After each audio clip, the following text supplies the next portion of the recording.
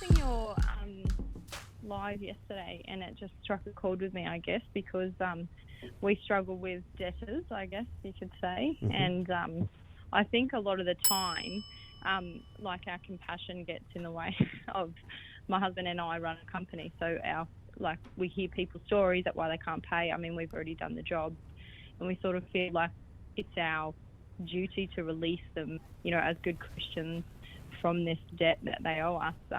However, obviously, puts our family in a bad position, and we do have things in place, like we take 50% up front before we start the job, but it's collecting the rest of the money when we finish the job that we sort of have a problem with. What business are you in?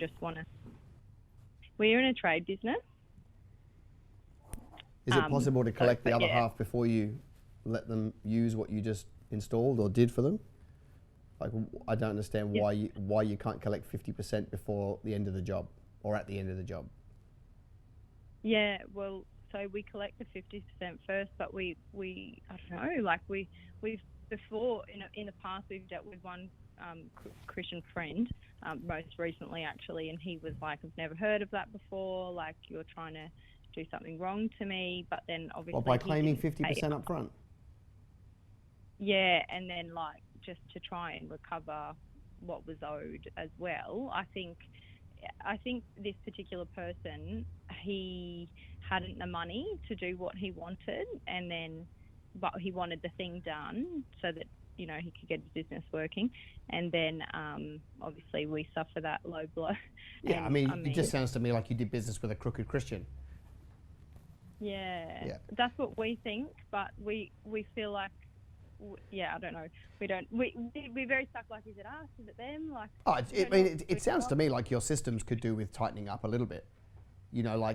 Typically, if you do a trade for someone and 50% up front is totally standard. Okay, so don't believe the lie that that's you're ripping anybody off. That's totally standard. Okay. But at the end of the day, like when you deliver the job back to the customer and they say that's lovely, you hand a FPOS machine to them and you take the rest of the money. Yeah. Yeah. You can't go home and invoice. If you go home and invoice, then you're just leaving yourself wide open to not being paid. Yeah, and I think because we leave it a little bit longer, like we give them the benefit of the doubt, and this particular person was like, no, I'll sort it out next week, I'm really busy. Yeah. But you let them get away with it. You let them get away with it. So whenever we have bad debtors, we have to look in the mirror, right, and say, I've trained my clients that I don't like money as much as they do.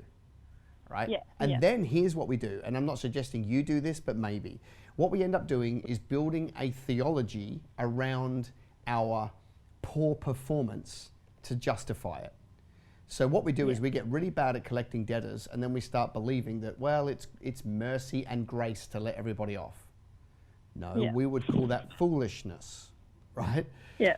Now, there might be, from time to time, a leading from the Holy Spirit to let somebody off. But it's got to be the exception, not the rule. The rule is you did the work, you get paid. Yeah. Very occasionally, the Lord may say, give that person a reprieve, and you never know why, and you don't need to know. You just need to follow and be obedient. But He's not going to do that on 2/3 of your jobs just because you didn't collect them, because He doesn't want you to go broke. Right? Yeah, that's right. And I think we struggle with that. Okay, so I think there's a few things at play. Let me kind of put them in little boxes for you. You need to tighten up your internal systems and get paid when you hand over the job. You need to be far more ruthless with your follow-up system so that you don't give people the benefit of the doubt. If your terms are 7 days and it's not in the bank, give them 8. Ring them on day 8, right? Yeah. And you can fight for your money and still go to heaven. It's permissible. It's permissible for you to chase debtors and still get to heaven, right? It's very hard for you to build a business and be generous if you're not getting paid on 10% of your jobs.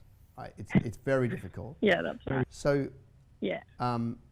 one of the issues often is that the people are too kind and they can't stand confrontation. And so they would rather weasel out and let people off than go through the confrontation of asking for money.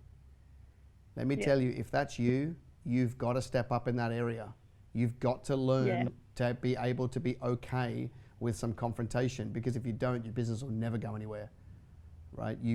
My husband and I, we were, You're too nice, right? Your book. Yeah. Yeah. Well, he's like the good guy at Confrontation, and I'm the gun ho, like, no way, you've got to pay sort of person. So we're very opposite. Right. So we try and work together as much as we can, obviously. But yeah, when he gets on the phone and people sort of use him because they see that they can, and he's more, led by compassion, and he cannot hide that, be the poker face while we need it to be, if they're saying these are my situations, you will see it all over him that he is, struggling to sort of. Yeah. So he just needs to hand all those calls to you. But let me just say, I don't think it's okay. I think if one of you or both of you don't like confrontation, I don't think that's okay. I think it's an area that we have to grow in as entrepreneurs and get better at. Doesn't mean we're not trying to be rude. Remember, this is not about being rude or aggressive.